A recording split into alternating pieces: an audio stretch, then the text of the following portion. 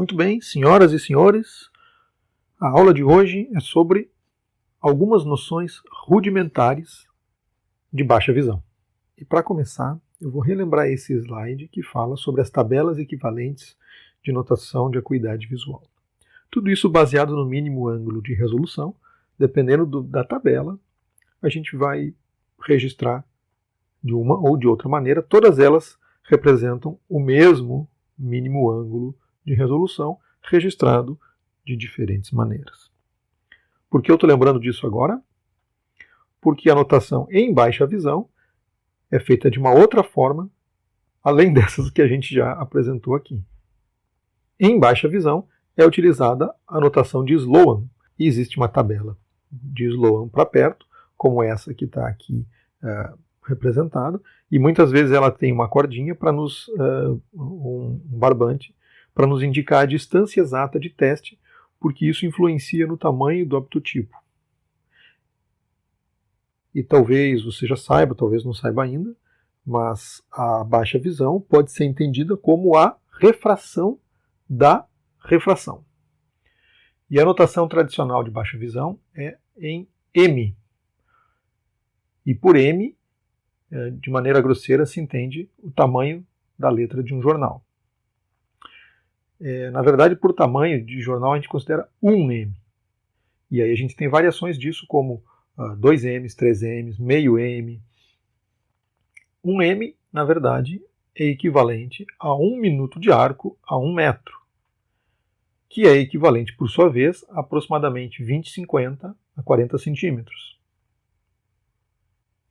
que é aproximadamente equivalente ao J5 da tabela de leitura de perto. Então, toda a tabela de leitura de perto que a gente tem, J6, J5, J4, 3, 2, 1, tem a notação em M aqui do lado. 1M é a linha do J5. Essa é a letra equivalente a 1M, ao tamanho de jornal, a um ângulo visual de 1 minuto de arco a 1 metro.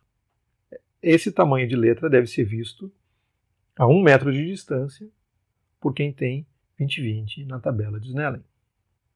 Agora, à medida que a gente aproxima isso, nós vamos estar trazendo esse optotipo mais perto do rosto do paciente, de maneira que a gente vai aumentar o ângulo visual e esse ângulo de 20, esse tamanho de letra de 1M a 40 centímetros equivale a um ângulo visual de 2,5 ou 20/50. Então nós estamos falando em M em tamanho de letra. E por tamanho de letra a gente tem que imaginar a tipografia da letra. E aqui a gente tem uma caixa de tipos e cada tipo tem o seu tamanho, aqui cada bloquinho, né, que o Gutenberg originalmente utilizou para fazer a imprensa. Então esse é considerado o tamanho de um tipo. Então, em tipografia nós falamos em tamanho de um tipo como o tamanho da caixa de metal onde vai ser desenhado o tipo. Antigamente se usava uma máquina extremamente eficiente para poder carimbar os tipos de forma muito rápida em uma folha de papel, por exemplo. A evolução da prensa de Gutenberg. Hoje em dia, esses tipos são calculados de uma forma padronizada no computador, com essa tabela de equivalência que 72 pontos no Word ou em qualquer documento, 72 pontos equivale a 1 polegada e equivale ao tamanho da caixa onde está desenhado o tipo. Vejam que não é necessariamente o tamanho da letra. E aí a gente tem que entrar um pouquinho no estudo da tipografia para entender que a letra ela é desenhada dentro daquele tamanho de 72 pontos dá 1 polegada, só que o tamanho da letra é chamado de altura de X dentro da tipografia, e nem sempre a mesma letra vai ter o mesmo tamanho da caixa, vai ter o mesmo tamanho de X. A altura de X é uma característica, dentre tantas, de cada fonte. E aqui a gente tem, por exemplo, algumas outras características de uma fonte. A gente tem aqui a altura de X, tem a maiúscula, a caixa alta, né? O ascendente, o descendente, e cada conjunto de características vai formar um tipo diferente. Aqui a gente tem o mesmo tamanho de tipo, mas com uma altura de x completamente diferente, mudando completamente o ângulo visual que nos importa, que é a altura de x. O problema é que a gente não sabe qual é a letra que está sendo utilizada na impressão, nem qual é a altura de x dessa letra.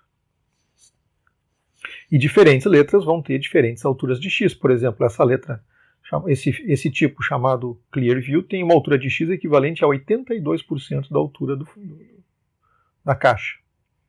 A letra helvética tem 74 e a Times New Roman tem 66. Ou seja, uma diferença significativa da altura de x para o mesmo tamanho de fonte. E isso gera implicações clínicas muito importantes quando a gente começa a ler, quando a gente começa a testar tamanho da letra do jornal. Qual tipo? Qual fonte? Na verdade, quando a gente fala em tipos, a gente tem a chamada anatomia tipográfica, e aquelas características de altura de x é apenas uma parte dela. O fato é que o desenho da letra com todas essas características vai permitir que a gente identifique o estilo do tipo. E a gente tem que entender que isso vai facilitar ou dificultar a leitura. Seja ela em letras, seja ela em ideogramas. O que a gente tem, na verdade, é uma imagem, e essa imagem deveria ser analisada como um todo. E esse todo forma uma superfície ou uma área, e essa área deveria ser utilizada para a gente medir o ângulo sólido. Claro que isso chega a um ponto de refinamento que na prática clínica não tem o menor interesse. Então a gente simplifica tudo isso utilizando uma aproximação do ângulo baseada numa aproximação da tipografia. E o fato é que quando a gente testa a acuidade visual para perto, a gente gera muito mais imprecisão e variação na medida pela distância, pelo tamanho da fonte e pelo contraste variável na sala, pela iluminação maior ou menor, do que a gente pode ter de precisão em relação ao ângulo visual.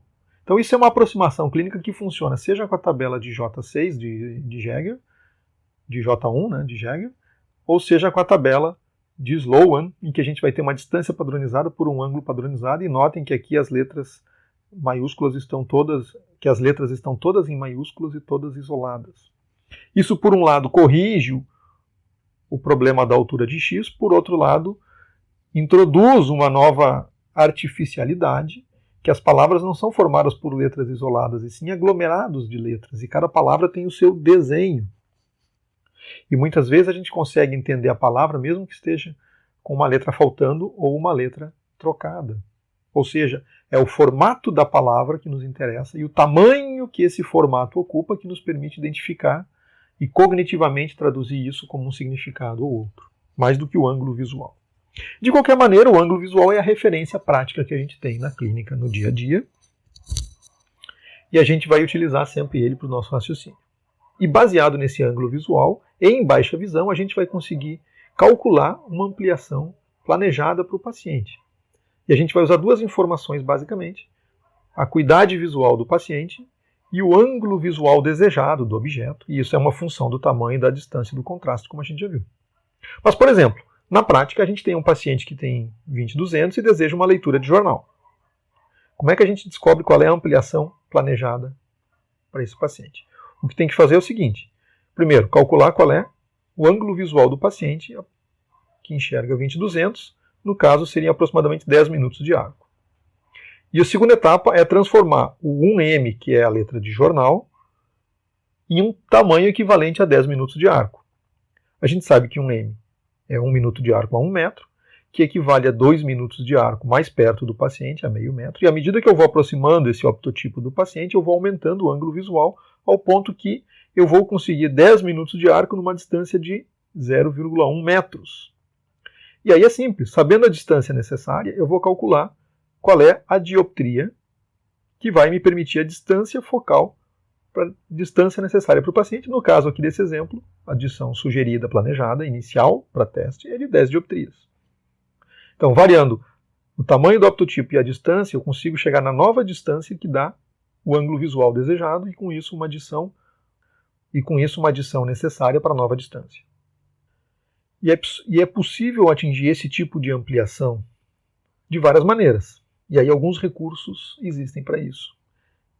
E aí nós classificamos os recursos de baixa visão em recursos simples, quando é feito com uma lente só, como no exemplo que eu acabei de dar, ou recursos compostos com mais de uma lente, que a gente vai falar sobre eles, por exemplo, telescópio.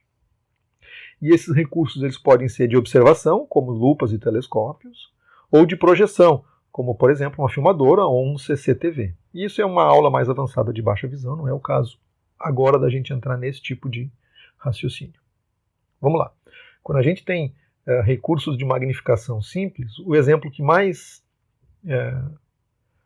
mais comum é uma lupa de mão, como aquelas de livraria. E essa lupa nada mais é do que uma lente biconvexa, positiva, convergente, que vai provocar uma magnificação. Se ela fosse negativa ou divergente, seria uma minificação, não é o caso aqui no nosso exemplo, na nossa prática. E essa magnificação ela é medida em um número de vezes, por exemplo, 2 vezes, 3 vezes, 4 vezes, ou pelo número de dioptrias da lente, por exemplo, 4 dioptrias, 12 dioptrias, 20 dioptrias, numa proporção, e esse é o número que vocês devem guardar para a aula de hoje, que 4 dioptrias equivale a 1 vez de aumento. Isso muito provavelmente porque uma aproximação e um arredondamento da distância de leitura para 25 centímetros resulta numa lente de 4 dioptrias. O fato é que uma lente de 4 dioptrias equivale a 1 vez de aumento. E uma lente de 8 dioptrias equivale a 2 vezes de aumento, e assim por diante. Como curiosidade, a maioria das lupas de livraria que a gente encontra por aí variam entre 4 e 5 dioptrias, ou seja, entre 1 e 1,25 vezes de aumento.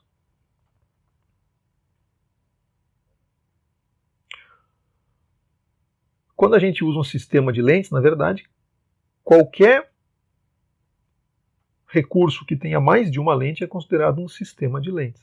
E se a gente conseguisse simplesmente dividir a lente no meio, a gente já teríamos 2 lentes, e a gente deu um exemplo em outra aula em que 2 lentes, quando elas estão sobrepostas, elas na verdade funcionam como se fosse uma lente só.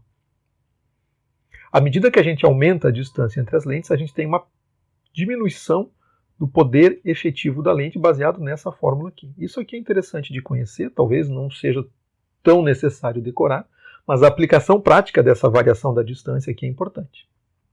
O fato é que quando a gente tem 2 lentes de 10 dioptrias separadas entre si por uma distância de 0, elas são equivalentes a uma lente de 20 dioptrias.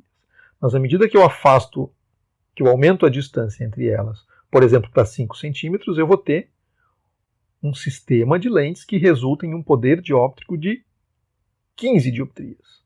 E se eu colocar elas um pouco mais afastadas, por exemplo, a 10 centímetros entre si, eu vou ter um sistema dióptrico, eu vou ter um sistema de lentes, cuja potência do sistema de lentes é 10 dioptrias. E aqui começa a ficar interessante a nossa aplicação prática desse conhecimento, dessa forma.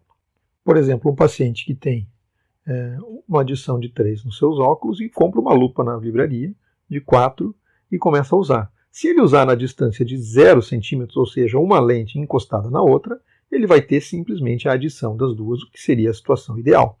3 mais 4 menos 0 vai dar 7 dioptrias a uma distância focal de 14 centímetros, que acaba sendo perto demais. E o paciente estranha. Então ele começa a usar numa distância maior, às custas de um poder menor.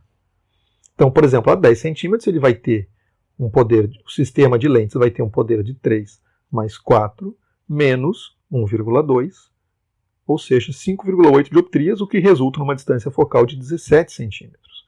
Menos potência, mais distância. À medida que ele aumenta a potência, ele vai parar mais ou menos nesse intervalo aqui.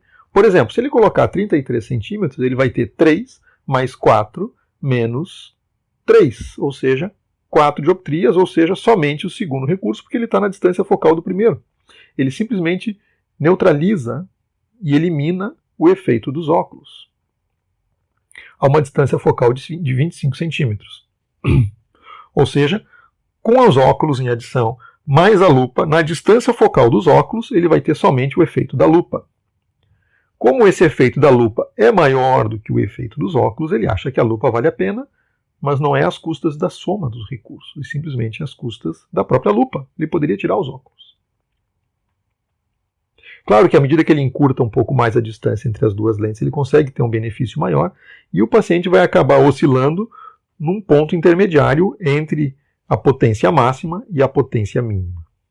O fato é que o paciente com óculos mais a lupa normalmente usa na distância focal de um recurso para ter o benefício do outro recurso. E sai com a ilusão de que está levando vantagem. Quando, na verdade, o sistema poderia ter uma eficácia muito maior. Então a gente sempre tem que considerar que quando a gente tem um sistema de lentes e elas estão com uma distância relativamente curta entre si, a gente tem esse desconto da potência. Agora, se eu afastar mais esse sistema de lentes entre si, eu vou ter um telescópio. E esse é o modelo de Kepler, em que, na verdade, a gente tem o ponto focal em comum das duas lentes, com a primeira lente tendo sua imagem, sendo, na verdade, o objeto da segunda lente. Então, o raio de luz ele vem paralelo, converge, forma o ponto focal, aqui ele diverge, passa pela lente e segue paralelo. Então a gente tem uma imagem que ela é invertida, maior, baseado nessas seguintes características. O comprimento desse sistema telescópico vai ser o comprimento focal da objetiva mais o comprimento focal da ocular. Geralmente são telescópios mais longos.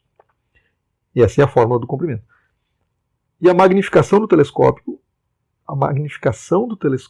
é dado pela relação entre a dioptria da ocular e a dioptria da objetiva. Então é possível construir, por exemplo, um telescópio que aumente 2 vezes, com uma lente de mais 5 e uma lente de mais 10, de maneira que a gente vai ter um aumento de 2 vezes, mas um comprimento de 30 centímetros. Se eu utilizar, por exemplo, as lentes mais 10 e mais 20, eu vou ter uma relação também de 2, um aumento de 2 vezes e um comprimento de 15 centímetros.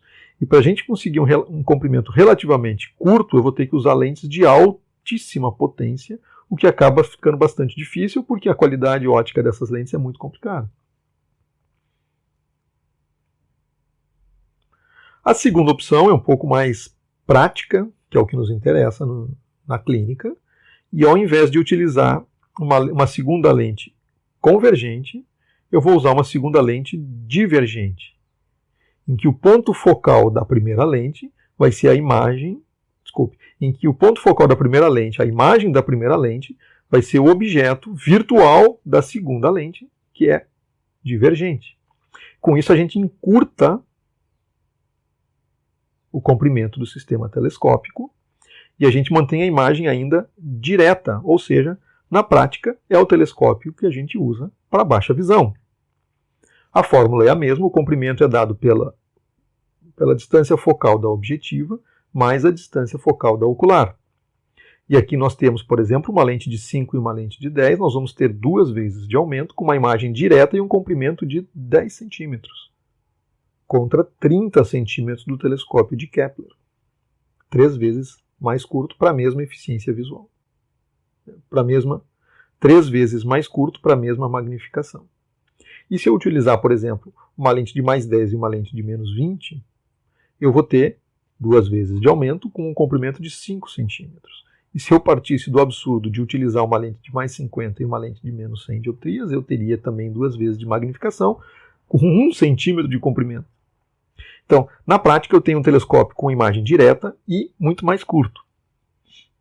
Então, comparativamente, o telescópio de Galileu, que é o que a gente usa na baixa visão, versus o telescópio de Kepler, o Galileu ele é mais simples, mais curto, uma qualidade da imagem relativamente menor, mas suficiente para a nossa prática clínica, e ele é ótimo para pequenas ampliações e nos dá uma imagem direta, ou seja, perfeito para visão subnormal. Então, o telescópio de Galileu, isso é questão de prova, é o telescópio de eleição para baixa visão. Agora, a gente precisa entender como é que funciona a construção do telescópio e principalmente o conceito de pupila de saída. E para construir um telescópio, a gente precisa de 3 informações. Qual a magnificação necessária, qual é o diâmetro da pupila de saída e as melhores lentes possíveis para o melhor resultado, especificamente o comprimento do telescópio. E aí a gente vai ter, por exemplo, um resultado que é esse aqui, ó, telescópio 4x12. é assim que é chamado, um telescópio que tem 4 vezes de magnificação e a abertura da objetiva de 12 milímetros, portanto a pupila de saída ocular aqui de 3 milímetros, né? 12 milímetros aqui, ampliação de 3 vezes, então aqui tem que ser, ampliação de 4 vezes, aqui então tem que ser uma pupila de 3 milímetros. E isso é importante a gente considerar a pupila, principalmente em situações, por exemplo, como nistagmo e pupilas de saída desnecessariamente grandes vão gerar uma necessidade de uma lente objetiva maior do que o necessário. Então, a menor pupila de saída possível para o telescópio é a melhor construção que a gente pode ter. Então vamos lá, num exemplo prático de baixa visão. Tá? O paciente com acuidade visual de 20, 100 e a gente deseja que ele atinja algo em torno de 20, 25. Para essa amplificação, para essa magnificação, para esse resultado, é necessário uma magnificação de 4 vezes. Se eu considerar que eu quero uma pupila de saída de 3 milímetros, portanto, o telescópio desejado vai ser 4 por 12. 4 por 12. E para isso eu posso, por exemplo, utilizar uma ocular de menos 20, uma objetiva de mais 5, e eu vou ter um comprimento de 15 centímetros. E está lançado o desafio. Se vocês estiverem no ambulatório, vai na caixa de lentes de prova, pega uma lente menos 20, pega uma lente mais 5, alinha elas nessa distância aproximada de 15 centímetros e vai conseguir ter uma magnificação de 4 vezes.